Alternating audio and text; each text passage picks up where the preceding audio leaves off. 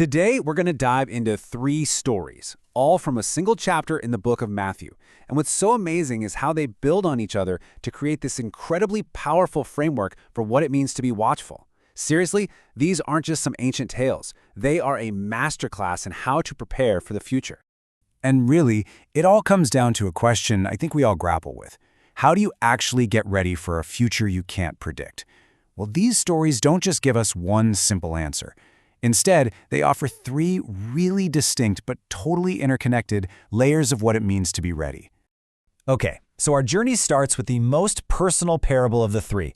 This first story really makes us look inward, and it focuses on a kind of readiness that's completely invisible to the outside world.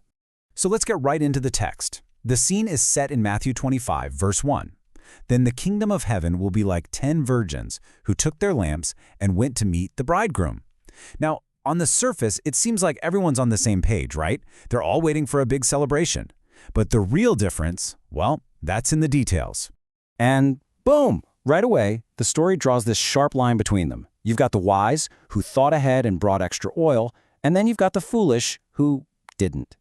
Just think about that for a second. Outwardly, they all looked exactly the same. 10 virgins, 10 lamps, everybody waiting. The only thing that set them apart was this hidden reserve, a preparation that absolutely no one else could see. So if we look at how this breaks down, it's pretty clear. The central focus is simply readiness. The crisis, the big test, is that unexpected arrival, the midnight cry. And the outcome? It's totally binary. You're either in or you're out.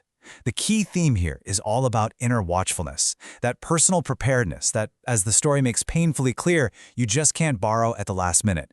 Now, the next story builds on this whole idea, but it kind of shifts the camera's focus. We're moving from our internal state to our external actions. See, it's no longer just about being ready, it's about what we do while we're waiting. Let's ground ourselves back in the text, starting at verse 14.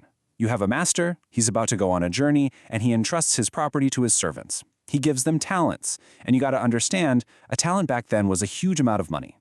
The point here isn't just to keep it safe, it's about active stewardship. There's a real expectation of a return on his investment. And just like in the first parable, this one presents us with a pretty stark choice. You've got 2 servants who get to work. They actively invest and multiply what they've been given. But the third one? He's driven by fear, so he does nothing. He literally just buries his master's money in the ground. And that's the core conflict. Active faithfulness versus this kind of fearful passivity. All right, let's go back to our comparison table. You starting to see the progression here? The focus shifts from that internal state of readiness to the external action of faithfulness. And the theme evolves from inner watchfulness to active stewardship. See?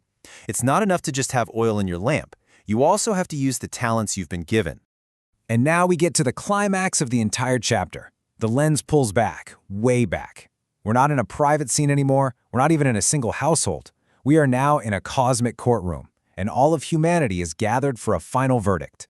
I mean, listen to the scripture itself, starting in verse 31. It sets this grand final tone.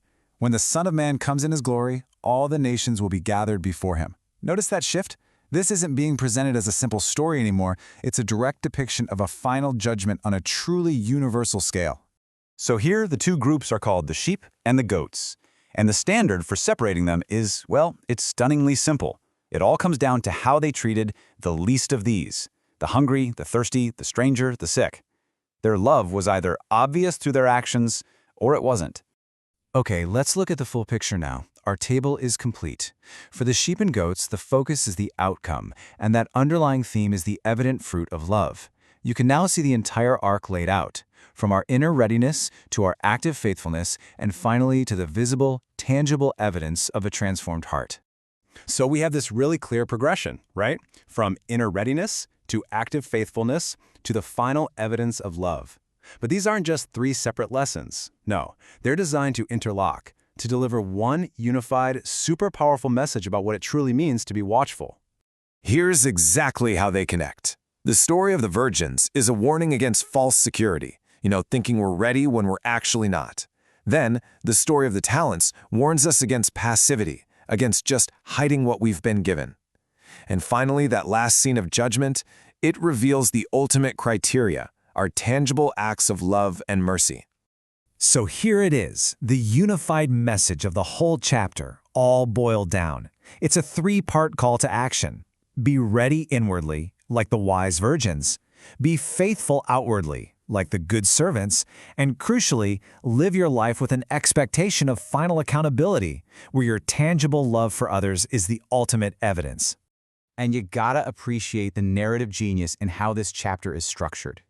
Just look at this progression in scale.